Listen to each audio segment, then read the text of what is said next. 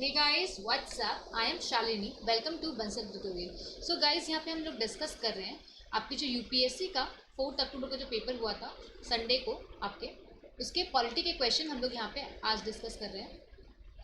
तो पॉलिटिक्स के टोटल आपके 16 क्वेश्चंस आए थे, तो हम वो सारे क्वेश्चंस यहाँ पे देखेंगे। तो जिसने भी अभी तक इस चैनल को सब्सक्राइब नहीं किया है, आप सब्सक्राइब कर लो, बेल आइकन भी प्रेस कर लो ताकि आपको नोटिफिकेशन टाइम पे मिलती रहे और आपका कोई भी वीडियो मिस ना हो। अभी यहाँ पे हिस्ट्री के लेक्चर्स चल रहे हैं। 6th क्लास की एनसीईआरटी हमने ऑलरेडी कवर कर ली है। 7th क्लास की एनसीईआरटी अभी चल रही है। फिर हम लोग 8th की पढ़ने वाले हैं और उसके बाद फिर आपके विपिन चंद्रा पढ़ेंगे। तो आपको हिस्ट्री यहाँ पे पूरा कवर अप हो जाएगा। पॉलिटी आप कवर कर सकते हो मेरे साथ अनअकैडमी पे मेरा कोर्स ज्वाइन करके। अनअकैडमी में let's crack UP exam channel पे मेरा आपका पॉलिटी का क्लासेस चल रहा है और साथ ही आप लोग ज्वाइन कर सकते हो अनअकैडमी के लर्निंग ऐप पे। शालिनी बंसल प्रोफाइल सर्च कर लेना यूपी पीसीएस कैटेगरी में, तो आपको मेरी प्रोफाइल मिल जाएगी। तो आप वहाँ से मेरे लेक्चर्स फॉलो कर सकते हो। आपका पॉलिटी पूरा वहाँ से कवर अप हो जाएगा, ठीक है। तो आप वहाँ से कवर कर लेना। और किसी को भी अगर अनअकैडमी कोई सब्सक्रिप्शन खरीदना है तो आप मेरा कोड यूज़ कर सकते हो शालिनी। इससे आपको 10% का डिस्काउंट मिल जाएगा। और आप मुझे फॉलो कर सकते हो बंसल ट्यूटोरियल्स के टेलीग्राम चैनल पे। आपको लिंक डिस्क्रिप्शन बॉक्स में अवेलेबल मिल जाएगा। कोई भी प्रॉब्लम हो, कोई गाइडलाइन चाहिए हो, तो आप यहाँ पे मुझसे पोस्ट कर सकते हो कोई भी क्वेश्चंस, तो आपको उसका आंसर्स यहाँ पे मिल जाएगा। तो टेलीग्राम का चैनल आप सभी फॉलो कर लीजिएगा। साथ ही एफबी इंस्टाग्राम पे भी आप मुझे फॉलो कर सकते हो। सारे के सारे लिंक आपको यहाँ पे अवेलेबल मिल जाएगी डिस्क्रिप्शन बॉक्स में या फिर कॉमेंट सेक्शन में। वीडियो शुरू करने से पहले अभी तक जिसने भी लाइक नहीं किया है, लाइक कर दो आप सभी। चलो पहले देख लेते हैं कि कौन कौन सब्जेक्ट से कितने कितने मार्क्स के सब्जेक्ट्स के आपके क्वेश्चंस आ रखे हैं। देखिए, पॉलिटी की अगर बात करते हैं तो 16 मार्क्स के क्वेश्चन आपके आ रखे हैं। 16 क्वेश्चंस आ रखे हैं पॉलिटी से। हिस्ट्री और आर्ट एंड कल्चर से आपके 16 मार्क्स के क्वेश्चन आ रखे हैं। इकोनॉमिक्स से भी 16 मार्क्स के हैं। ज्योग्राफी से 7 है। एग्रीकल्चर से 11 है। इंटरनेशनल रिलेशन से 5 है। साइंस एंड टेक से 13 है और इन्वायरमेंट से 13 है। तो ये पूरा क्राइटेरिया है क्वेश्चन का डिफरेंट सब्जेक्ट से पूछने का। देखिए, ज़रूरी नहीं है कि अभी इतने क्वेश्चंस आए हैं तो नेक्स्ट ईयर भी इतने क्वेश्चंस आएंगे। जैसा आपको पता है, यूपीएससी का पैटर्न हमेशा चेंज होते रहता है और इसकी वजह से ही लोग हमेशा क्या होते हैं, परेशान हो जाते हैं, क्योंकि कभी भी यूपीएससी का पैटर्न प्रिडिक्ट कर पाना बहुत ही मुश्किल है। चलिए पहला सवाल देखते हैं। A parliamentary system of government is one in which. Parliamentary system of government किसे कहते हैं? जिसमें यहाँ की all parties in the parliament are represented in the government. जहाँ पे सारी की सारी पार्टीज, पॉलिटिकल पार्टीज जो है वो रिप्रेजेंटेड होती है कहाँ पे? पार्लियामेंट में, आपके पार्लियामेंट के अंदर। दूसरा है द गवर्नमेंट क्या होती है? रिस्पॉन्सिबल होती है पार्लियामेंट को and can be remove bye it. Government responsible होती है और उनको रिमूव भी किया जा सकता है। तीसरा अगर ऑप्शन देखें, तीसरा ऑप्शन है the government is elected by the people and can be remove by people. Government क्या होती है? इलेक्ट की जाती है पीपल के द्वारा, लोगों के द्वारा, और रिमूव भी उनके द्वारा ही किया जाता है। फिर नेक्स्ट जो स्टेटमेंट है वो ये कहता है the government is chosen by the parliament but can not B remove bye it before completion of fixed term. Government जो की जाती है, चूज की जाती है पार्लियामेंट के द्वारा, बट क्या है? रिमूव नहीं किया जा सकता जब तक कि उनका जो फिक्स टर्म है 5 साल, आप समझ लीजिए अगर है उनका फॉर एग्जाम्पल, तो क्या है, उनको जब तक उनका 5 साल कंप्लीट नहीं हो जाता तब तक उनको रिमूव कर पाना नामुमकिन है। तो आपको ये बताना है कि पार्लियामेंट्री सिस्टम ऑफ गवर्नमेंट किसको कहते हैं। देखिए, अगर आपने अनअकैडमी पे मेरी क्लास फॉलो की होगी तो आप इसका आंसर आराम से दे देंगे। देखिए, इसका जो क्वेश्चन का आंसर होगा वो देखिए ये होगा, government is responsible to the parliament and can be remove by. ये आर्टिकल 73 क्लॉज 3 अगर देखेंगे तो उसमें साफ साफ लिखा हुआ है काउंसिल ऑफ मिनिस्टर क्या है? कलेक्टिवली रिस्पॉन्सिबल होंगे to the house of people. अब देखिए, यहाँ लिखा हुआ है क्या? ऑल पार्टीज क्या है? पार्लियामेंट में रिप्रेजेंट होती है। अगर आप थोड़ा सा भी अगर दिमाग लगाएंगे तो क्या सारी की सारी पार्टीज हमारे पार्लियामेंट में क्या रिप्रेजेंटेटिव है? बहुत मुश्किल है, ऐसा नहीं है। दूसरा है कि गवर्नमेंट के द्वारा इलेक्ट किया जाता है पीपल को, और पीपल के द्वारा गवर्नमेंट को इलेक्ट किया जाता है और उनके द्वारा ही रिमूव किया जाता है। देखिए, पीपल इलेक्ट तो करते हैं लेकिन क्या रिमूव क्या उनके द्वारा किया जाता है? नहीं किया जाता है भाई। फिर गवर्नमेंट को क्या फिक्स टर्म के पहले हटाया नहीं जा सकता, ये भी बिल्कुल गलत है। नो कॉन्फिडेंस मोशन के द्वारा गवर्नमेंट को कभी भी हटाया जा सकता है। तो सारे ही स्टेटमेंट क्या हो गए? गलत हो गए। आपका लास्ट स्टेटमेंट सिर्फ बी बच गया जो कि आंसर होगा। देखिए, एवर जेनिंग्स के अगर बारे में बात करेंगे तो एवर जेनिंग्स ने बोला है, एक स्टेटमेंट बोला है इन्होंने बोला the parliamentary government is also known as responsible government. एक पार्लियामेंट्री गवर्नमेंट क्या होती है? रिस्पॉन्सिबल गवर्नमेंट होती है। As the cabinet is accountable to the parliament. क्या है कैबिनेट? क्या है? अकाउंटेबल है पार्लियामेंट से, जवाबदेही है पार्लियामेंट को। ऑफिस में तब तक रहते हैं जब तक कि उनका कॉन्फिडेंस, जब तक कि सभी लोगों का कॉन्फिडेंस उनके साथ है, तब तक ही वो ऑफिस को एंजॉय कर सकते हैं, जो ऑफिस उन्होंने होल्ड कर रखा है। तो क्या हो गया ये? इसका आंसर हो गया सी। चलिए एक सवाल है आपके लिए कि पार्लियामेंट्री सिस्टम हमने कहाँ से बोरो किया है। आपको कमेंट सेक्शन में इसका आंसर बताना है, पार्लियामेंट्री सिस्टम कहाँ से बोरो किया गया है। चलिए नेक्स्ट क्वेश्चन देखेंगे। Consider the following statement. The Constitution of India defines its basic structure in terms of federalism, secularism, fundamental right and democracy. दूसरा स्टेटमेंट ये बोलता है कि constitution of India provides for judicial review to safeguard citizens liberty and to preserve the ideas on which constitution is based. मतलब पहला statement आपका ये बोल रहा है कि कॉन्स्टिट्यूशन ऑफ इंडिया डिफाइन करता है बेसिक स्ट्रक्चर को कुछ शब्दों में, और वो शब्द क्या है? तो फेडरलिज्म, संघवाद का ढांचा, सेक्युलरिज्म, पंथ निरपेक्ष, फंडामेंटल राइट। क्या हो गया आपका? फंडामेंटल राइट का मतलब हो गया मौलिक अधिकार, और दूसरा हो गया डेमोक्रेसी। ठीक है, ये हो गया। और दूसरा स्टेटमेंट ये बोल रहा है कि कॉन्स्टिट्यूशन ऑफ इंडिया में ही जुडिशियल रिव्यू का कॉन्सेप्ट लिखा हुआ है, जिसका क्या मतलब है जुडिशियल रिव्यू का? इसलिए लिखा गया है जुडिशियल रिव्यू को ताकि सेफ गार्ड किया जा सके, लोगों को सेव किया जा सके, सिटीजन्स के लिबर्टी को, उनकी स्वतंत्रता को, और जो कॉन्स्टिट्यूशन के जो आइडियल्स हैं उनको क्या किया जाए? उनको बचा के रखा जा सके। तो आपको इसका आंसर बताना है। देखिए मैंने बहुत बार क्लास में बताया है अपने कि बेसिक स्ट्रक्चर का कॉन्सेप्ट कहीं भी कॉन्स्टिट्यूशन में लिखा हुआ नहीं है। ये हमेशा ध्यान रखना है कि कॉन्स्टिट्यूशन में कहीं भी बेसिक स्ट्रक्चर का कॉन्सेप्ट नहीं लिखा हुआ है। फर्स्ट टाइम आपका बेसिक स्ट्रक्चर का कॉन्सेप्ट कब आपके नज़र में आया था? तो केशवानंद भारती का केस, आपको हमेशा याद रखना है, केशवानंद भारती के केस के द्वारा बेसिक स्ट्रक्चर का कॉन्सेप्ट निकल कर सभी के सामने आया था। और बेसिक स्ट्रक्चर क्या बोलता है भाई? तो सुप्रीम कोर्ट क्या करता है? Time to time basic structure में चीज़ें ऐड ऑन करते रहता है, जिस तरीके से उनके सामने केसेस आते हैं। तो क्या है? बेसिक स्ट्रक्चर का कॉन्सेप्ट बहुत ही वेग है, बहुत ही वाइड है। वेग मतलब क्या है? चीज़ें क्लियर नहीं है, टाइम टू टाइम उसमें चीज़ें क्या होती है? ऐड ऑन होती जाती है। तो आपको ध्यान रखना है ये चीज़। तो ये हो गया स्टेटमेंट गलत। तो constitution of India defines it basic structure. तो कॉन्स्टिट्यूशन ऑफ इंडिया नहीं डिफाइन करता है बेसिक स्ट्रक्चर को। अब चलिए नेक्स्ट स्टेटमेंट देखते हैं। तो पहला स्टेटमेंट तो हो गया आपका गलत। दूसरा स्टेटमेंट बोलता है जुडिशियल रिव्यू का कॉन्सेप्ट कॉन्स्टिट्यूशन में लिखा हुआ है। तो क्या सोचो क्या लिखा हुआ है? तो मैंने बताया था कि आर्टिकल 13 जुडिशियल रिव्यू का अधिकार देता है। तो जुडिशियल रिव्यू का कॉन्सेप्ट लिखा हुआ है। देखिए जुडिशियल रिव्यू का मतलब क्या होता है? अगर पार्लियामेंट ने कोई लॉ और कोई कानून अगर ऐसा बनाया है जो कि आपका संवैधानिक नहीं है, मतलब कॉन्स्टिट्यूशन के अकॉर्डिंग नहीं है, तो उस केस में क्या होगा? जुडिशरी बीच में कूद करके उस कानून को, उस लॉ को क्या कर सकती है? नल एंड वॉइड करार दे सकती है, खारिज कर सकती है उस कानून को, क्योंकि वो कॉन्स्टिट्यूशन के अकॉर्डिंग नहीं है। तो इस बात का ध्यान रखना, ये चीज़ें कॉन्स्टिट्यूशन में लिखा हुआ है। कहाँ लिखा हुआ है? तो आर्टिकल 13 में लिखा हुआ है। ठीक है, तो इसका स्टेटमेंट क्या हो जाएगा? आज का ओनली 2 स्टेटमेंट सही हो जाएगा। आई होप आपको क्लियर हो रहा होगा। देखिए चीज़ें बहुत ज़्यादा इंटरलिंक होती है, आप अगर अच्छे से पढ़ेंगे तो चीज़ें आपको क्लियर हो जाएगी। चलिए नेक्स्ट स्टेटमेंट देखते हैं। क्या क्वेश्चन है आपका? One common agreement between Gandhism and Marxism. एक क्या कॉमन बातें हैं, क्या कॉमन एग्रीमेंट है किसके बीच में?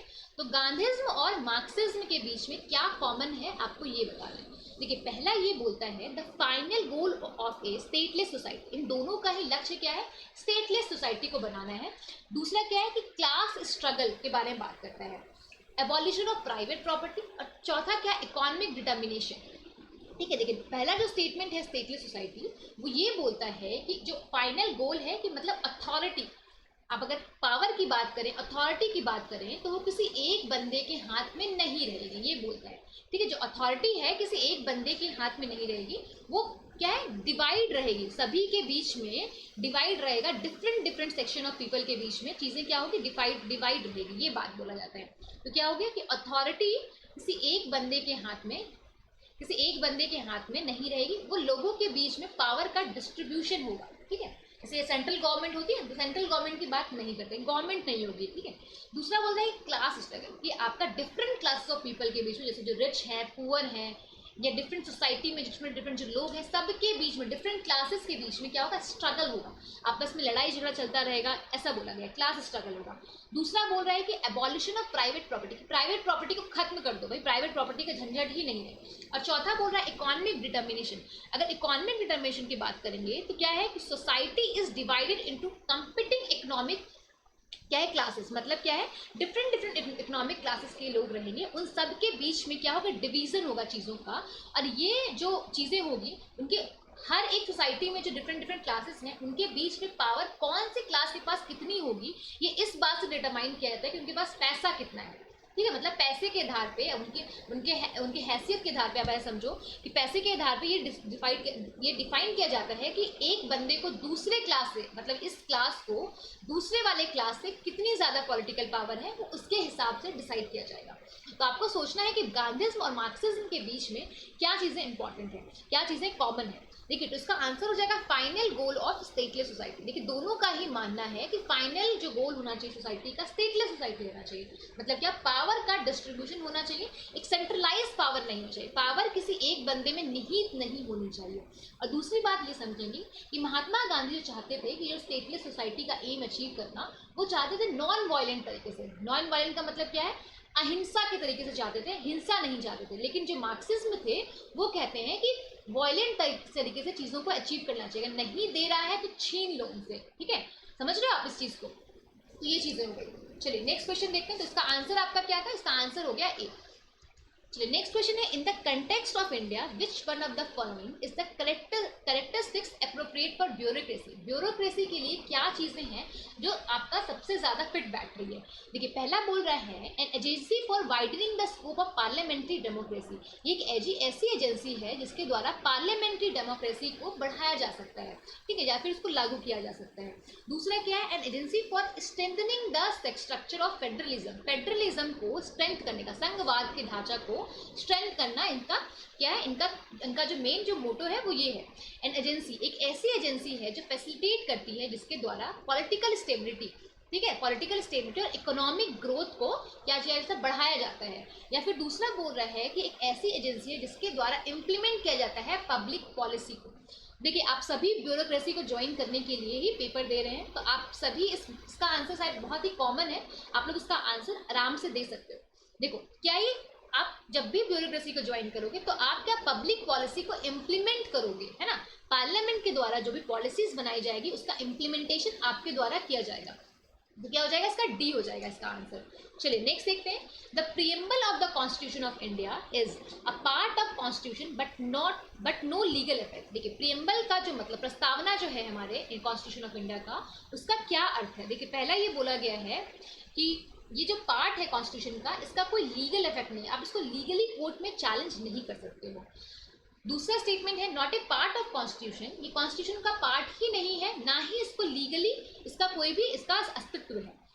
तीसरा स्टेटमेंट क्या बोल रहा है, ऐसा पार्ट है कॉन्स्टिट्यूशन का जिसका सेम लीगल इफेक्ट है जैसा कि अदर पार्ट का होता है कॉन्स्टिट्यूशन को। और चौथा बोल रहा है कि ऐसा पार्ट है कॉन्स्टिट्यूशन का जिसका कोई लीगल इफेक्ट नहीं है। अगर आप इसको अकेले, अगर सिर्फ और सिर्फ आप प्रियम्बल को कोर्ट में लेके जाके चैलेंज करना चाहोगे किसी चीज़ को लेके कि आपका ये चीज़ें हैं जो प्रियम्बल में लिखा हुआ है, आपका ये चीज़ें पूरा नहीं हो रहा है, तो आप उसको चैलेंज, आप उसको इकलौता चैलेंज तो नहीं कर सकते, लेकिन क्या है, किसी के साथ इसको चैलेंज कर सकते हैं। तो वही लिखा हुआ है, affect independently of other part has no legal effect independently of other part. इसका कोई लीगल इफेक्ट नहीं है अगर आप उसको किसी पार्ट के साथ मिला के नहीं इसको चैलेंज करोगे तो देखिए, ये स्टेटमेंट तो गलत है, a part of the constitution but has no legal effect, ठीक है, नो लीगल इफेक्ट इधर नॉट। देखिए, ये तो स्टेटमेंट आपको समझ में आएगा, not a part of constitution. देखिए, कॉन्स्टिट्यूशन का हिस्सा तो है, तो ये स्टेटमेंट तो आपको समझ में आ गया, गलत हो गया।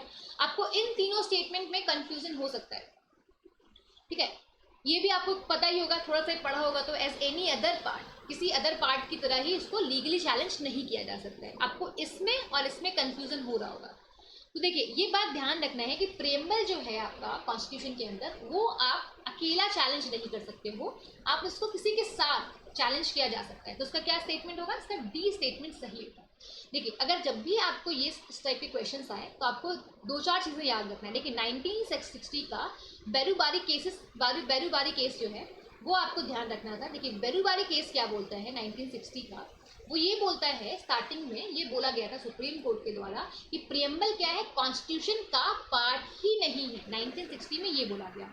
लेकिन जब 1973 में केशवानंद भारती केस आया, ठीक है, केशवानंद भारतीय केस आया, तो उसमें इसी डिसीजन को पलट के रख दिया गया। इसमें ये बोला गया प्रियम्बल क्या है, पार्ट है आपके कॉन्स्टिट्यूशन का।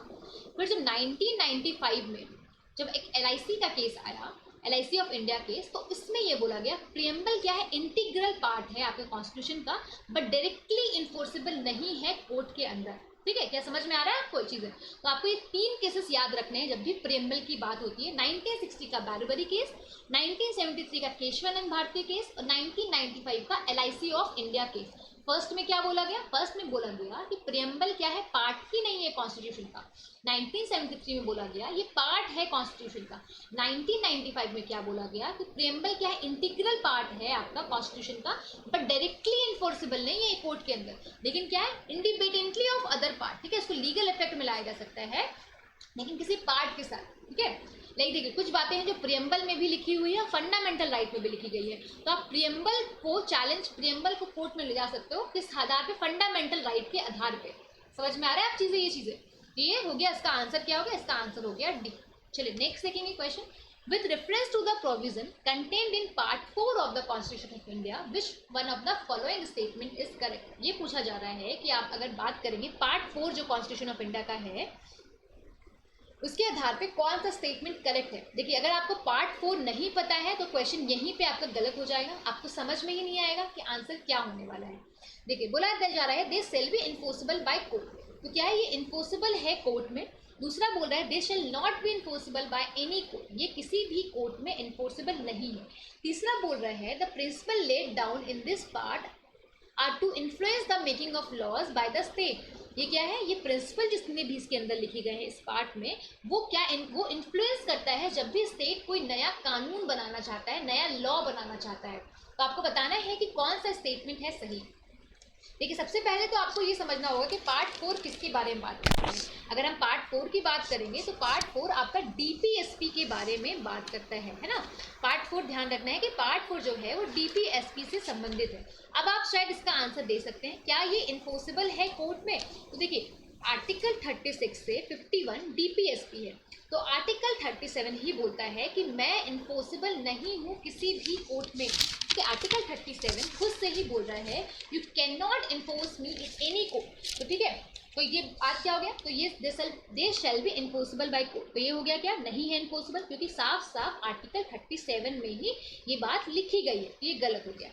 दे shall not be enforceable by court, तो ये हो गया सही आपका। तो स्टेटमेंट 2 तो हो गया आपका सही। अब नेक्स्ट स्टेटमेंट देखते हैं। इसमें बोला गया है जो प्रिंसिपल जिसके अंदर लिखा गया है वो प्रिंसिपल क्या है, वो प्रिंसिपल जब भी कोई लॉ बनाया जाएगा स्टेट के द्वारा, तो वो स्टेट के द्वारा इस लॉ को बनाते वक्त DPSP को ध्यान में रखा जाएगा। तो यही बात आर्टिकल 37 भी बताता है। तो आर्टिकल 37 क्या बताता है, 2 बात बताता है। एक तो इसका नेचर, ये इन्फोर्सेबल नहीं है किसी भी कोर्ट में। दूसरा क्या बताता है, इसका इंपॉर्टेंस बताता है कि इसकी इंपॉर्टेंस क्या है। तो इसकी इंपॉर्टेंस क्या है, तो जब भी कोई लॉ बनाया जाता है स्टेट के द्वारा, तो वो स्टेट क्या करता है, DPSP को ध्यान में रख के किसी भी लॉ को बनाता है। तो क्या हो गया आपका स्टेटमेंट 2 और 3 करेक्ट हो गया, तो डी इसका आंसर हो जाएगा।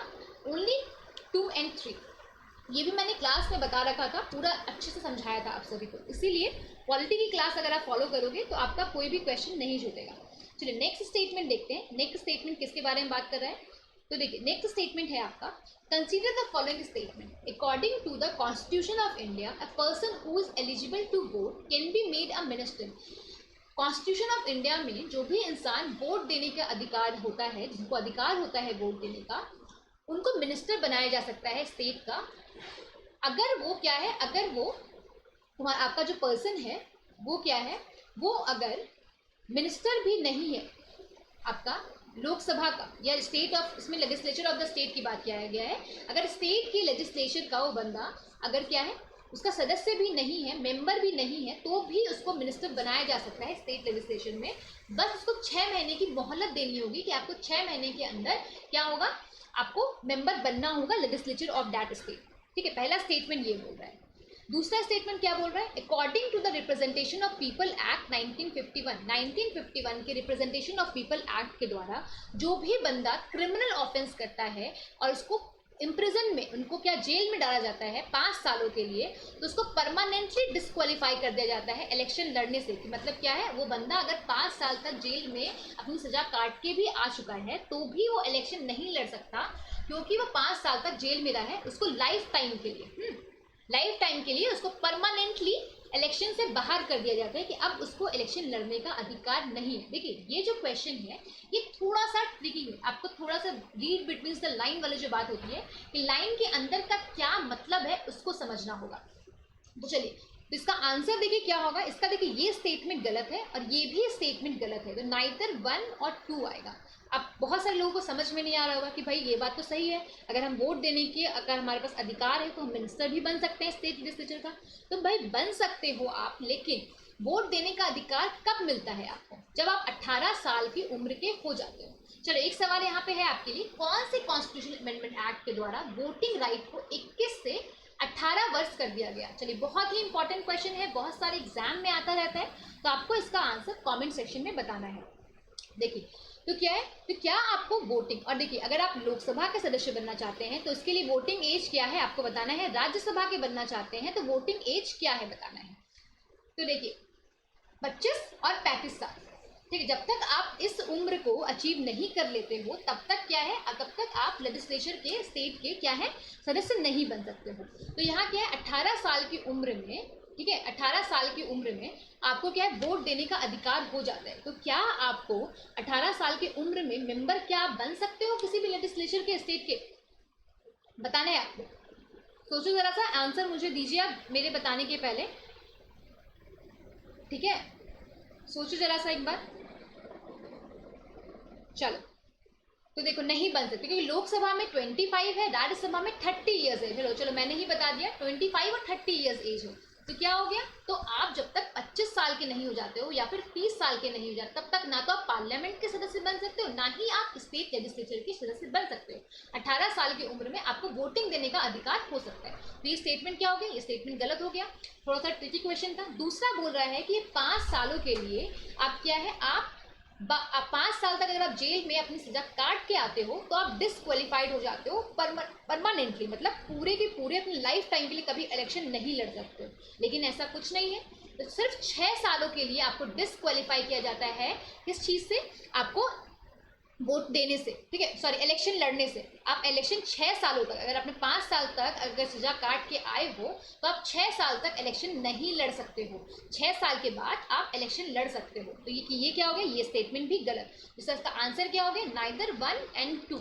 चलिए नेक्स्ट स्टेटमेंट देखते हैं, कंसीडर द फॉलोइंग स्टेटमेंट। पहला बोल रहा है president of India can summon a session of the parliament at such place he or she think fit. जो आपके पार्लियामेंट, जो प्रेसिडेंट है इंडिया के, वो कभी भी पार्लियामेंट के सेशन को बुला सकते हैं, और कहाँ बुला सकते हैं, जहाँ वो चाहें, जहाँ उनको लगे कि हाँ यहाँ पे बुलाना सही है, उस हिसाब से वहाँ पर बुला सकते हैं। ही और शी थिंक्स फिट, तभी लिखा हुआ है कि जहाँ वो चाहें, वहाँ उनको लगे कि ये फिट है, ये जगह यहाँ पे सेशन करवाया जा सकता है, तो वहाँ पे उनके द्वारा बुलाया जाता है। चलिए नेक्स्ट स्टेटमेंट क्या बोलता है, नेक्स्ट स्टेटमेंट आपका बोल रहा है the constitution of India provide 3 session. बोला गया है कि 3 सेशन पार्लियामेंट का जो है वो मैंडेटरी है, हर साल क्या होगा, कंडक्ट करवाना ही पड़ेगा। दूसरा क्या बोलता है, there is no minimum number of days that a person is required to meet in a year. दूसरा बोला गया है कोई भी नंबर ऑफ डेज नहीं बताया गया है, कितने सालों में आपका एक साल में कितनी बार पार्लियामेंट को मिलना है, ये क्वेश्चन बोला गया है। तो देखिए पहला जो ये बोल रहा है कि आपका ये जो स्टेटमेंट है प्रेसिडेंट कैन समन, तो ये स्टेटमेंट बिल्कुल सही है। प्रेसिडेंट के पास ये अधिकार है कि वो कभी भी कहीं भी चाहे पार्लियामेंट के आपके सेशन को बुला सकता है जहां उनको लगे कि यहाँ बुलाना सही है। देखिए दूसरा स्टेटमेंट जो बोल रहा है कि आपका 3 सेशन है, देखिए तो 3 सेशन नहीं है, क्या है आपका सिर्फ 2 सेशन बोला गया है। वो भी 2 सेशन ऐसे बोला गया है कि हर 6 मंथ के अंतराल में एक बार पार्लियामेंट को अपना सेशन करवाना होगा। अब बहुत सारे लोग बोलेंगे कि बजट, मॉनसून और विंटर सेशन तो लिखा हुआ है, तो भाई ये जो सेशन लिखा हुआ है वो पार्लियामेंट में नहीं लिखा हुआ है। अब जिस भी लोगों को ये चीज़ याद नहीं होती है वो आप BMW से याद कर सकते हो, बजट, मॉनसून और विंटर सेशन, ठीक है। तो ये 3 सेशन हो गया। अब क्या no minimum number of days, जो मिनिमम नंबर ऑफ डेज देखिए कहीं भी लिखा हुआ नहीं है। क्या है, कहीं भी लिखा हुआ नहीं है। कई बार इस पे बात विवाद हो चुका है कि एक कहीं पे स्टेटमेंट डाल दिया जाए कॉन्स्टिट्यूशन में अमेंडमेंट करके, कॉन्स्टिट्यूशन के अंदर लिख दिया जाए कि इतने नंबर ऑफ डेज पार्लियामेंट को मिलना जरूरी है, लेकिन अभी तक ऐसा कुछ हुआ नहीं है। तो ये चीजें अभी तक स्टेटमेंट में आपके कॉन्स्टिट्यूशन के अंदर नहीं आया। तो ये भी स्टेटमेंट सही हो गया और ये भी स्टेटमेंट सही हो गया, और ये भी, सॉरी ये स्टेटमेंट तो गलत हो गया क्योंकि 3 सेशन के बारे में कहीं पार्लियामेंट में नहीं लिखा हुआ है। इसका आंसर क्या हो जाएगा, 1 and 3 ओनली। चलिए नेक्स्ट क्वेश्चन देखते हैं। Rajya Sabha has equal power with Lok Sabha. बताना है राज्यसभा के पास इक्वल पावर है लोकसभा के कंपैरिजन में, तो किस जगह पर है आपको ये बताना है। देखिए पहला स्टेटमेंट बोलता है the matter of creating knew all India service. All India service के केस में जब नया ऑल इंडिया सर्विस बनाना होगा उस केस में राज्यसभा के पास लोकसभा से इक्वल पावर है। दूसरा बोला गया है अमेंडिंग द कॉन्स्टिट्यूशन, अगर कॉन्स्टिट्यूशन को अमेंड करना हुआ तो उस केस में लोकसभा के पास ज़्यादा पावर है। दूसरा है the removal of the government, government को अगर रिमूव करना है तो उस केस में आपके क्या है, ये राज्यसभा के पास इक्वल पावर है एज कम्पेयर टू लोकसभा। दूसरा है मेकिंग कट मोशन, अगर कट मोशन कराना है तो उस केस में भी राज्यसभा और लोकसभा के पास इक्वल पावर है। तो आपको बताना है कि इसका आंसर क्या होगा। देखिए ऑल इंडिया सर्विस की बात करेंगे तो राज्यसभा के पास ज़्यादा पावर है लोकसभा के कंपैरेटिवली, लेकिन जब रिमूवल ऑफ द गवर्नमेंट की बात करेंगे तो यहाँ पर भी इक्वल पावर नहीं, यहाँ भी नहीं है। लेकिन अमेंडिंग द कॉन्स्टिट्यूशन जब हम यहाँ की बात करते हैं तो यहाँ पे इक्वल पावर होता है राज्यसभा और लोकसभा के पास में। और ये बात आपको ध्यान रखना है, जब हम अमेंडमेंट करते हैं कॉन्स्टिट्यूशन का अंडर आर्टिकल 368 तो उस केस में क्या है, जब अमेंडमेंट किया जाता है कॉन्स्टिट्यूशन का तो उस केस में ज्वाइंट सिटिंग की बढ़ाने की जो आपकी जो चीज़ें हैं वो ज्वाइंट सिटिंग के बारे में कहीं भी जो प्रावधान है नहीं है। मतलब राज्यसभा और लोकसभा को अलग अलग उस अमेंडमेंट को क्या करना पड़ेगा, पास करना पड़ेगा। अगर राज्यसभा में वो अमेंडमेंट अगर गिर जाता है, पास नहीं हो पाता है, तो फिर उसको ज्वाइंट सिटिंग के द्वारा पास नहीं कराया जाएगा। ठीक है, ज्वाइंट सिटिंग का कौन सा आर्टिकल के अंदर ज्वाइंट सिटिंग के बारे में लिखा गया है वो आपको अभी कॉमेंट सेक्शन में बताना है। और देखिए एक बात और याद रखना है, 24th कॉन्स्टिट्यूशनल अमेंडमेंट एक्ट जो है वो ये बोलता है कि अगर कोई अमेंडमेंट बिल ये दोनों सदनों के द्वारा पास कर दिया जाता है तो उस केस में राष्ट्रपति के पास वीटो अधिकार नहीं है। मतलब क्या हो गया, मतलब उसको कंपलसरी, राष्ट्रपति को कंपलसरी है कि वो उसको एसेंट देना पड़ेगा बिल पे, चाहे वो चाहे चाहे वो ना चाहे। मतलब उनके लिए अब क्या हो गया, कंपल्शन हो गया कि उनको हस्ताक्षर करना पड़ेगा उस अमेंडमेंट बिल पे। तो कब किया गया था, 24th कॉन्स्टिट्यूशनल अमेंडमेंट एक्ट 1971। थोड़ा इंपॉर्टेंट है इसलिए आप इसको याद रखिएगा। चलिए नेक्स्ट देखते हैं क्या क्वेश्चन है। With reference to fund under member of parliament local area development scheme which of the following statement are correct. देखिए जो मेंबर ऑफ पार्लियामेंट को लोकल एरिया डेवलपमेंट के लिए कुछ क्या पैसे दिए जाते हैं, अब ये बताना है उस पैसे के संबंध में बताना है क्या चीज़ें हैं सही।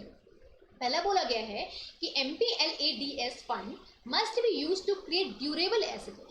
इसका क्या आधार है, तो ये जो फंड्स हैं इनका यूज करना चाहिए ड्यूरेबल एसेट, जो लंबे समय तक जिसको यूज किया जा सके, ऐसे एसेट का क्रिएशन करना है, like physical infrastructure for health education, इन सब के लिए। दूसरा बोलता है specified portion of each fund. इसका जो फंड है कुछ एक स्पेसिफाइड पोर्शन, कुछ आपका अमाउंट निकाल करके वो फंड जो होगा सिर्फ और सिर्फ यूज किया जाएगा SC और ST पॉपुलेशन को बेनिफिट पहुंचाने के लिए।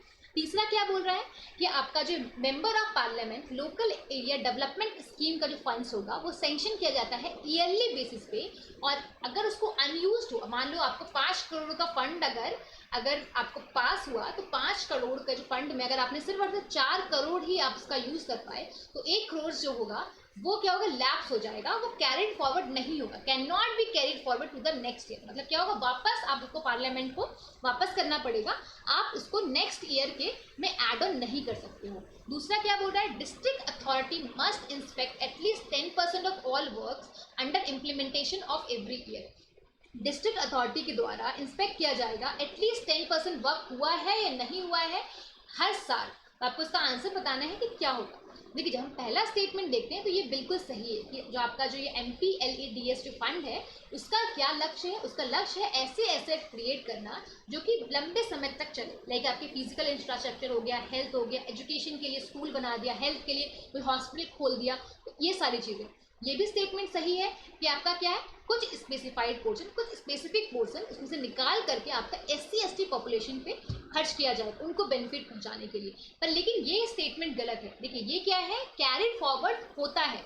अगर आपको जो फंड आपको मिला है, अगर वो फंड अगर नहीं हो पाया तो उस फंड को नेक्स्ट ईयर के फंड में ऐड कर दिया जाता है। देखिए 15% जो फंड होता है वो SC ST पॉपुलेशन पे खर्च होता है, जितना भी फंड हुआ है।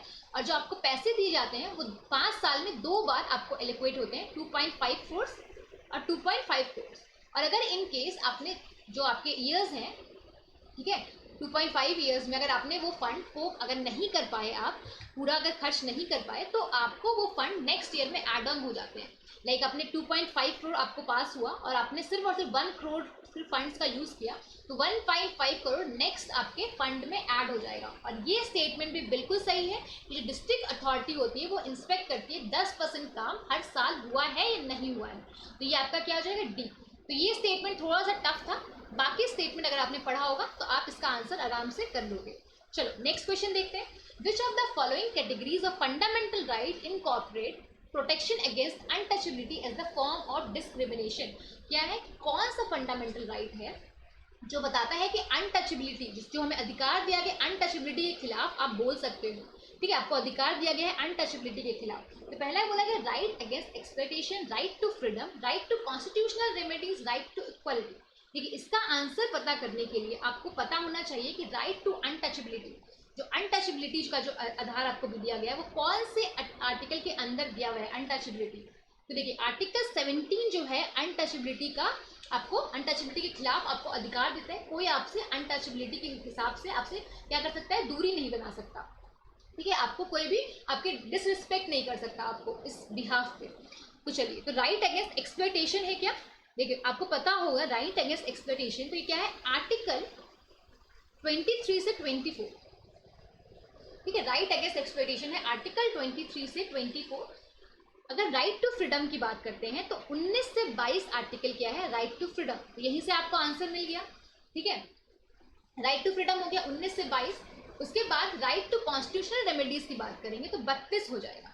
ठीक है, राइट टू इक्वलिटी की बात करेंगे 14 से 18। तो अगर आपको ये पता है कि राइट टू इक्वलिटी 14 से 18 के बीच में आता है तो आपका आंसर गलत होने का संभावना ही नहीं है कि 17 आर्टिकल अनटचेबिलिटी के बारे में बात करता है। देखो याद करने का तरीका क्या है, 7 से क्या है, साथ साथ रहना, साथ हो गया हिंदी में साथ साथ रहना। अनटचेबिलिटी क्या है, साथ साथ रहने के लिए मजबूर करता है, तो क्या हो गया 17। ठीक है, आई होप आपको क्लियर हुआ होगा। तो राइट टू इक्वलिटी क्या है, 14 से 18 के बीच में। तो अब क्या हो गया आपको, तो आपके 4 आर्टिकल यहाँ हो गए। देखो राइट टू प्रॉपर्टी भी था पहले, जिसको हटा के फंडामेंटल राइट बना दिया गया। बताना है कौन से कॉन्स्टिट्यूशनल अमेंडमेंट एक्ट के द्वारा राइट टू प्रॉपर्टी को आपका क्या है, लीगल राइट बना दिया गया फंडामेंटल राइट से हटा करके, और कौन से आर्टिकल के अंदर ये लीगल राइट के तौर पे अब आपको दिया गया है। तो आपके लिए सवाल है, आपको सारे सवालों का आंसर कमेंट सेक्शन में देना है। देखिए कमेंट सेक्शन में पार्टिसिपेट किया कीजिए आप लोग सभी, ताकि क्या होगा, चीज़ें आपको क्लियर भी होगी। जब आप चीज़ें खुद से खोज के जब आप लिखते हो ना, तो आपको वो चीज़ें लंबे समय तक के लिए याद रहती है। इसलिए कोशिश किया करो कि आप लोग सभी कमेंट सेक्शन में ज़रूर आंसर दो। उसके बाद देखो इसमें क्या नहीं आया, तो इसमें कल्चरल एंड एजुकेशनल राइट नहीं आया। तो कल्चरल एंड एजुकेशनल राइट जो है 29 और 30 आर्टिकल के अंतर्गत आता है। 29 से जो 30 है वो कल्चरल एंड एजुकेशनल राइट के बारे में बात करता है। ठीक है, तो राइट अगेंस्ट एक्सप्लॉयटेशन भी हमें समझ में आ गया, राइट टू इक्वलिटी हो गया, राइट टू फ्रीडम हो गया, right to freedom of religion. एक आर्टिकल ये बच रहा है, right to freedom of religion, कि आप कोई भी रिलीजन को अपना सकते हो, आप पे कोई भी क्या है, रोक टोक नहीं है, आप पे कोई भी चीज़ें का प्रेशर नहीं है। तो ये कहाँ से कहाँ तक है, आर्टिकल 25 से आर्टिकल 28। ध्यान रखना है, देखिए ये सारे क्वेश्चन बहुत ज़्यादा फ्रिक्वेंटली आस्क्ड क्वेश्चन है, इनसे क्वेश्चन आ जाते हैं। चलिए नेक्स्ट क्वेश्चन देखते हैं। In India separation of judiciary from the executive is जो एंजॉयड बाय, जो सेपरेशन है जुडिशरी का एग्जीक्यूटिव के साथ, वो किसके द्वारा एंजॉय किया जाता है, कौन से चीज़ें हैं जिनके द्वारा, कौन से कॉन्स्टिट्यूशन का पार्ट है जिनके द्वारा ये चीज़ें लिखी गई है। देखिए preamble of the constitution, directive principle of state policy, the 7th schedule, the conventional practice. देखिए इसका आंसर हो जाएगा डीपीएसपी, राज्य के नीति निर्देशक तत्व। देखिए आपके लिए क्वेश्चन है कि राज्य के नीति निर्देशक तत्व हमने कहाँ से लिया है। ठीक है, बहुत ही फेमस क्वेश्चन है, वनडे एग्जाम में बहुत फ्रिक्वेंटली पूछा जाता है ये क्वेश्चन। तो आप लोग इसका आंसर बताइएगा। देखिए डीपीएसपी में आर्टिकल जो 50 है वो साफ साफ लिखा हुआ है कि इनकी स्टेट क्या करे, जुडिशरी एंड एग्जीक्यूटिव को अलग अलग करे। तो याद रखना है, कैसे याद रखोगे, तो 50-50 से याद कर लो। 50-50 क्या है, अलग अलग करना, पृथक करना, अलग अलग करने के बारे में बात करता है। देखो आर्टिकल 51 बहुत इंपॉर्टेंट, जो इंटरनेशनल पीस के बारे में बात करता है, बहुत फ्रिक्वेंटली इससे भी क्वेश्चन पूछा जाता है, तो आपको ये भी ध्यान रखना है। चलिए नेक्स्ट क्वेश्चन देखते हैं। ये थोड़ा सा टफ क्वेश्चन है, आराम से सुनेंगे इस क्वेश्चन को। Along with the budget, budget के साथ फाइनेंस जो मिनिस्टर होते हैं एक डॉक्यूमेंट भी प्लेस करते हैं पार्लियामेंट के सामने। उस डॉक्यूमेंट का नाम है the micro economic framework statement. अब ये डॉक्यूमेंट है, ये क्यों पेश किया जाता है, क्यों जरूरी है पेश करना? तो पहला स्टेटमेंट बोल रहा है क्योंकि लॉन्ग स्टैंडिंग पार्लियामेंट्री कन्वेंशन की पार्लियामेंट में ऐसा कन्वेंशन चलता आ रहा है, इसकी वजह से फाइनेंस मिनिस्टर को ये डॉक्यूमेंट क्या है, पार्लियामेंट के सामने रखना पड़ रहा है। दूसरा आर्टिकल जो 112 है और आर्टिकल 110(1) है, वो बात करता है कॉन्स्टिट्यूशन ऑफ इंडिया में कि ये प्लेस करना जरूरी है। तीसरा बोल रहा है article 113 of the constitution of India, इसकी वजह से प्लेस करना जरूरी है। और चौथा बोल रहा है provision of the fiscal responsibility and budget management act 2003, इसकी वजह से प्लेस करना जरूरी है। तो अब आपको बताना है कि इसका आंसर क्या होगा। देखिए इसका आंसर जो होगा वो डी होना चाहिए। अब डी क्यों होगा, क्योंकि जो प्रोविजन है fiscal responsibility and budget management act 2003, इसके अंतर्गत ये बताया गया है कि आपको फाइनेंस मिनिस्टर क्या है, ये मैक्रो इकोनॉमिक फ्रेमवर्क स्टेटमेंट को क्या करेंगे, प्लेस करेंगे पार्लियामेंट के अंदर। तो ध्यान रखना है। देखिए इसमें आपने अगर ये स्टेटमेंट पढ़ा होगा तो आप इसका आंसर सही करेंगे। चलिए नेक्स्ट क्वेश्चन देखते हैं। तो constitutional government by definition is, constitutional government का मतलब क्या है ये बताना है। एक संवैधानिक गवर्नमेंट का क्या मतलब है ये बताना है। पहला है गवर्नमेंट बाय द लेजिस्लेचर, दूसरा है पॉपुलर गवर्नमेंट, तीसरा है मल्टी पार्टी गवर्नमेंट, चौथा है लिमिटेड गवर्नमेंट। इसका आंसर क्या होगा, देखिए आप सभी इसका बहुत ही कॉमन वाला आंसर है, अगर आपने थोड़ा सा भी पढ़ा होगा तो आप इसका आंसर आराम से करके ले जाओगे। चलो तो देखो कॉन्स्टिट्यूशन गवर्नमेंट की अगर बात करेंगे तो क्या होता है, कॉन्स्टिट्यूशन में हर एक छोटी से छोटी बात को लिख देना। ठीक है, कॉन्स्टिट्यूशन गवर्नमेंट क्या है, मतलब कि कॉन्स्टिट्यूशन के अंदर हर चीज़ों को आराम से विस्तार से लिख देना। अब गवर्नमेंट को क्या है, गवर्नमेंट को पता है कि क्या करना है और क्या चीज़ें नहीं करना है, मतलब ये आपको करना है, ये नहीं करना, तो ये गवर्नमेंट को पता है, हर बात गवर्नमेंट में लिखी हुई है। अब देखिए अगर आपको हर चीज़ें बता दी जाएगी कि आपको ऐसा ऐसा काम करना है, तो आप पे लिमिटेशन लगा दिया गया है ना। आप अपनी मर्जी से कुछ नहीं कर सकते, जो चीज़ें आपके दायरे में आता है, जो चीज़ें आपको बोला गया है करने के लिए, आप सिर्फ वही काम करोगे, तो लिमिटेड गवर्नमेंट हो जाएगी, क्योंकि इनकी पावर को लिमिट कर दिया गया है कॉन्स्टिट्यूशन के अंदर लिख के। अब कॉन्स्टिट्यूशन में सारी चीज़ें लिखी हुई है कि अब उनको क्या क्या काम को करना है, तो क्या हो जाएगा इसका स्टेटमेंट डी इसका आंसर हो जाएगा। चलिए नेक्स्ट देखते हैं। Other than the fundamental right, which of the following part of Constitution of India reflects the principle and provision of Universal Declaration of Human Rights? तो क्वेश्चन ये पूछ रहा है कि other than आपका फंडामेंटल राइट के अलावा ऐसे जो universal declaration of human right है, उनके प्रिंसिपल को कॉन्स्टिट्यूशन का ऐसा कौन सा पार्ट है जो रिफ्लेक्ट करता है। देखिए फंडामेंटल राइट में क्या है, मौलिक अधिकार हैं जो आपको दिए गए हैं, जो आपको मिलते हैं और किसी भी कंडीशन में आपसे छीना नहीं जा सकता है। 20 और 21 आर्टिकल को, सिवाय इस आर्टिकल के सिर्फ नेशनल इमरजेंसी की सिचुएशन होगी तो आपसे क्या है, चीज़ें को छीना जाएगा। ठीक है, सिर्फ आपसे तभी फंडामेंटल राइट को छीना जाएगा, बाकी किसी कंडीशन में आपसे नहीं छीना जा सकता। और नेशनल इमरजेंसी की सिचुएशन में भी आप 20 और 21 आर्टिकल को क्या है, लोगों से नहीं छीन सकते हो, ये इनका जीने का अधिकार है, राइट। तो ये क्या है, फंडामेंटल राइट के अलावा ऐसा कौन सा जगह है जहाँ पे universal declaration of human right के बारे में लिखा गया है। तो देखिए तो ये तीनों ही हो जाएगा, preamble, directive principle of state policy, fundamental right, ये तीनों ही जगह ये दिखाया जाता है कि universal declaration of human rights है आपका। ठीक है, इनके सारे प्रोविजन इसके अंदर हैं। आप जब universal declaration of human right के प्रोविजन ऑफ प्रिंसिपल को देखोगे तो आपको ऐसे समझ में आएगा उनके जो आर्टिकल्स, उनके जो प्रोविजन है, ये हर जगह उपलब्ध है। देखिए इतने डीप में जाने की जरूरत नहीं है। देखिए ये तो कॉमन सेंस वाला आंसर है कि किसके अंदर है, तो preamble, directive principle of state policy और फंडामेंटल ड्यूटीज। देखिए एक क्वेश्चन आपके लिए है, फंडामेंटल राइट और डीपीएसपी। ठीक है, अगर हम इसकी बात करेंगे तो इसमें अगर डिफरेंस की बात करेंगे तो फंडामेंटल राइट क्या है, आपके नेगेटिव है। फंडामेंटल राइट क्या है, नेगेटिव है, और डीपीएसपी क्या है, आपका पॉजिटिव है, राइट। फंडामेंटल राइट नेगेटिव हो गया, डीपीएसपी आपका पॉजिटिव है। क्यों फंडामेंटल राइट नेगेटिव क्यों है, क्योंकि फंडामेंटल राइट स्टेट को रोकता है कि ये सारी चीज़ें आपको नहीं करना है। क्यों नहीं करना है भाई, इसलिए नहीं करना है आपको क्योंकि ये लोगों के विकास को रोक रहा है। तो इसकी वजह से ये चीज़ें आपको प्रोहिबिट करता है स्टेट को कि आपको नहीं करना है ये चीज़ें। फंडामेंटल राइट क्यों मिला हुआ है? तो स्टेट के अगेंस्ट मिला हुआ है, ताकि स्टेट अपनी मनमानी ना करे, लोगों को अपने अकॉर्डिंग ट्रीट ना करे। डीपीएसपी क्या बोलता है? डीपीएसपी बोलता है कि ये सारी चीज़ें आपको करना होगा ताकि लोगों का विकास हो सके। तो क्या हो गया? डीपीएसपी क्या हो गया? पॉजिटिव हो गया। फंडामेंटल राइट क्या हो गया? नेगेटिव हो गया। अब एक चीज़ और आपको ध्यान रखना है, दूसरा, फंडामेंटल राइट क्या इन्फोर्सेबल है कोर्ट में। अगर किसी ने आपके फंडामेंटल राइट का हनन किया है तो आप डायरेक्टली सुप्रीम कोर्ट में जा सकते हो। किसके? आर्टिकल 32 के तहत। आर्टिकल 32 के तहत रिट जारी किया जा सकता है सुप्रीम कोर्ट के द्वारा, जो आपके फंडामेंटल राइट को बचाने का काम करेगा। और सुप्रीम कोर्ट में जब आप जाओगे आर्टिकल 32 के तहत, सुप्रीम कोर्ट मना नहीं कर सकता है रिट जारी करने से, क्योंकि आर्टिकल 32 क्या है? खुद में ही एक फंडामेंटल राइट है। लेकिन हम हाई कोर्ट की बात करेंगे तो हाई कोर्ट के पास अधिकार है आर्टिकल 226 के अंतर्गत। ओके, चीजें क्लियर हो रही है? और डीपीएसपी की बात करेंगे तो डीपीएसपी इन्फोर्सेबल नहीं है कोर्ट के अंदर। चलिए, इसका क्या हो जाएगा? डी हो जाएगा इसका आंसर। चलिए नेक्स्ट देखते हैं। In India legal service authorities provide free legal service to which of the following type of citizen. अब लीगल सर्विस अथॉरिटी को प्रोवाइड किया गया है फ्री लीगल सर्विस को, जो आपके इंडिया में लीगल सर्विस जो अथॉरिटी है उनके द्वारा फ्री लीगल सर्विस किस टाइप ऑफ सिटीजन को प्रोवाइड किया गया है ये बताया जा रहा है। एक ऐसा इंसान जो personal with annual income of less then 1 lakh, ऐसा इंसान जिसको एनुअल इनकम 1 लाख है।